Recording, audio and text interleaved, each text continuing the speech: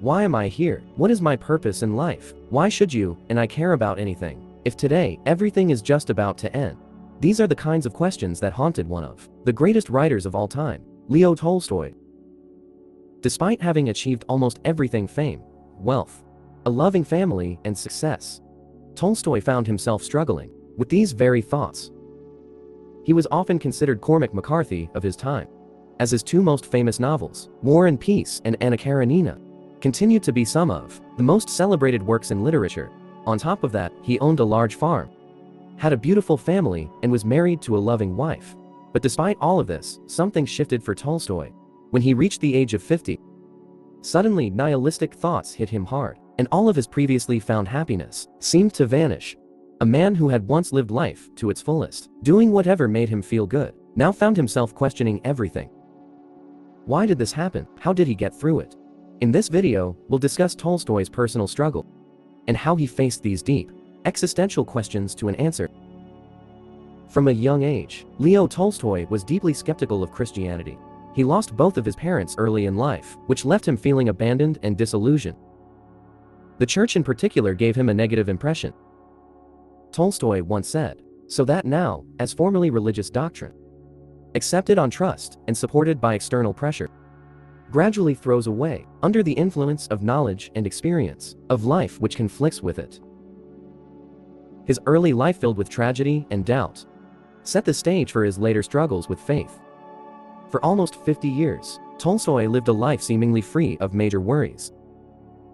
He was successful, rich, and surrounded by family. But then something changed.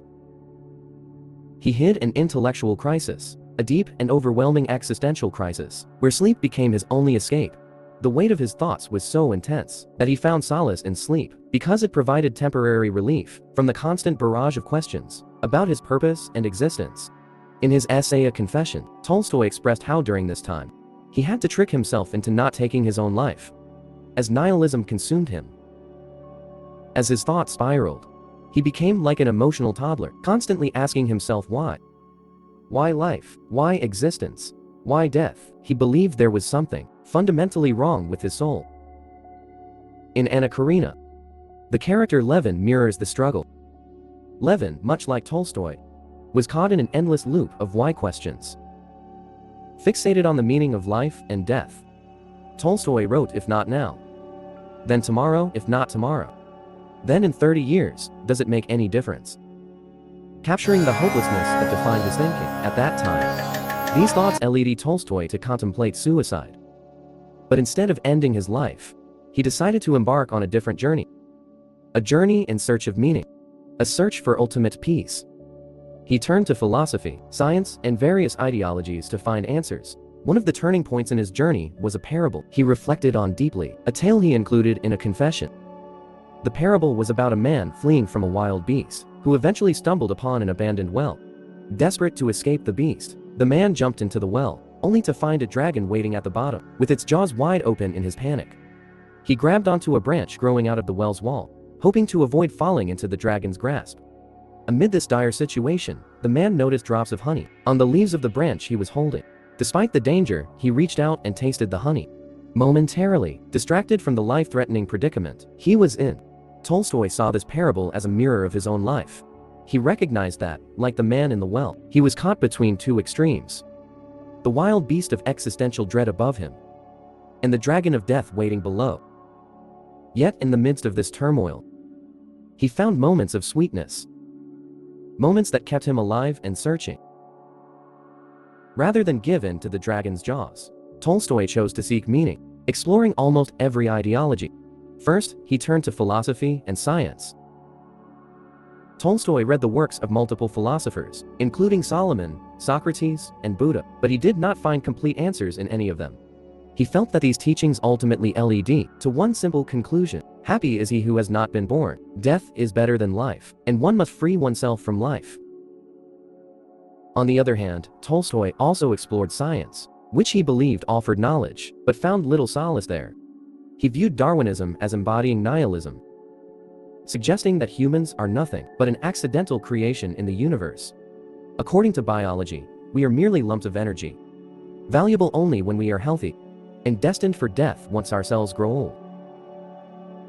To Tolstoy, science offered no comfort regarding life's purpose, or how one could live a happy life, free from the existential thoughts that haunted him. Disillusioned with both philosophy and science, Tolstoy turned to studying and observing the people around him. After much reflection, he concluded that for people in his circle, there were 4 ways out of the terrible position in which we are all placed. The first way is accepting the absurdity of life. I find a lot of commonality between Albert Camus' philosophy and Tolstoy's perspective on existence, especially in their shared view of absurdism. Tolstoy observed that one way people cope with the absurdity of life is simply by ignoring it. They do nothing about it. They don't overthink it. Life is absurd. So what? They just live it. Camus also argued that, instead of succumbing to despair or nihilism in the face of absurdity, we should adopt an attitude of defiance and resilience. The key is to keep a mindset of so what. So what if you can't find the answer? Just go have a coffee with your wife and forget about it. However, Tolstoy didn't think this could be a lasting solution. How can you stay ignorant when you have a fully functioning mind, constantly pushing you to think about your existence? The deaths of loved ones or personal struggles can make these thoughts even harder to ignore. Eventually, the weight of nihilism overtakes, and absurdism no longer works. So while he observed that some people cope this way, Tolstoy didn't believe it was a path to lasting peace. This led Tolstoy to observe a second group of people who sought peace in another way: Epicureanism. Tolstoy noticed that some people turned to a life of indulgence, filling it with pleasures, to distract themselves from the suffering and uncertainty of existence.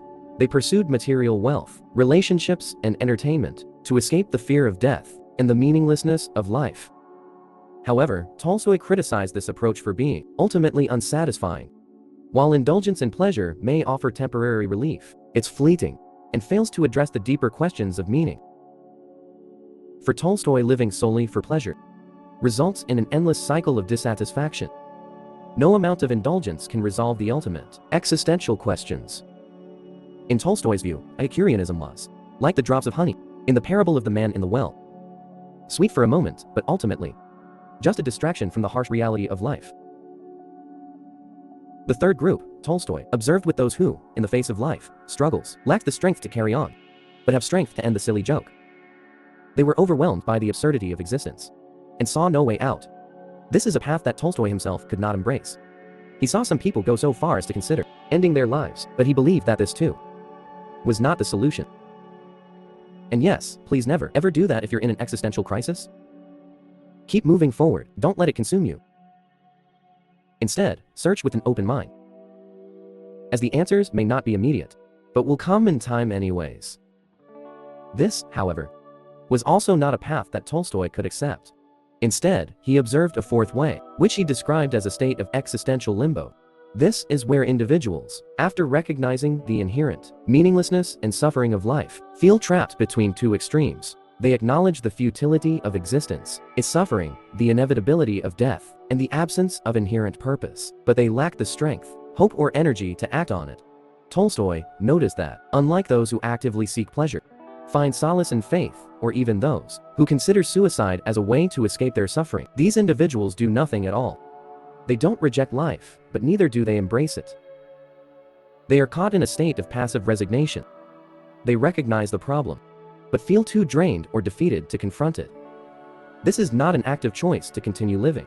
Rather, the form of numb endurance, a kind of spiritual exhaustion. These individuals simply exist, unable to move forward. It's not so much about embracing life or rejecting it, but rather about existing in a suspended state, unable to act or find any form of meaning or peace. Tolstoy saw this as the weakest form of living, because it offers no resolution, no progress. The individual is fully aware of life's absurdity and the existential challenges, but remains stuck in a standstill, unable to seek purpose or hope.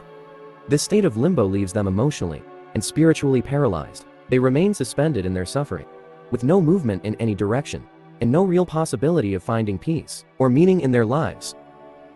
After studying various theologies and observing people, Tolstoy experienced a profound revelation.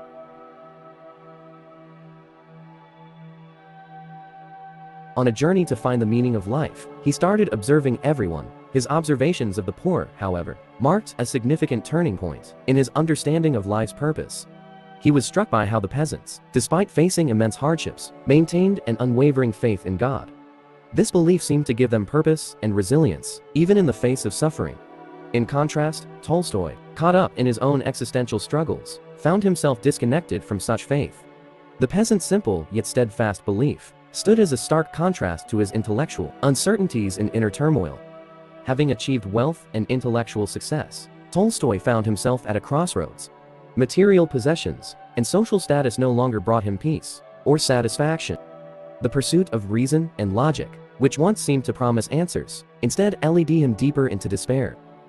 This mirrored the dark moments of doubt Levin experienced in Anna Karenina, where the search for meaning appeared futile and unresolved. However, Tolstoy's encounter with the faith of the poor challenged his perspective. He began to see that life could not be fully understood through reason alone. It required belief in something greater than the material world. This realization marked a profound turning point for Tolstoy. Although he had not initially believed in God, he began to recognize that faith, particularly in the infinite, was the key to transcending the limitations of the finite world. The suffering and struggles of human life were temporary, but the eternal presence of God offered a sense of purpose that could provide meaning beyond the fleeting nature of existence. In this newfound understanding, faith became not just an intellectual concept, but a way of enduring life's challenges and finding meaning in the face of suffering. Even if his rational mind saw faith as a leap without tangible evidence, Tolstoy came to understand it as the only path to true peace and purpose. Embracing this belief, Tolstoy was able to overcome his despair and find genuine contentment. His life underwent a transformation as he adopted a simpler way of living, focusing on the well-being of others and committing himself to a life of humility and service. He became convinced that without faith, true happiness was impossible. Faith, in his view, provided life's meaning a higher purpose that went beyond human suffering and the limits of human reason. As Tolstoy embraced this simple faith, he found a renewed sense of purpose, dedicating himself to helping the poor and living in a way that reflected his newfound humility and devotion to God. In the end, Tolstoy's life, once dominated by intellectual struggles, found its meaning in the very faith he had once rejected. Though his version of faith was not entirely orthodox Christianity, it was deeply rooted in his belief in the infinite and his understanding of God. This gave him the satisfaction he had long been seeking. It was not wealth or intellectual achievement that provided meaning to his life, but a trust in something greater than himself. What had seemed, at first, like a concession to his rational mind, ultimately proved to be the only path that allowed him to find peace. A peace that had eluded him in his earlier attempts to seek meaning through reason alone.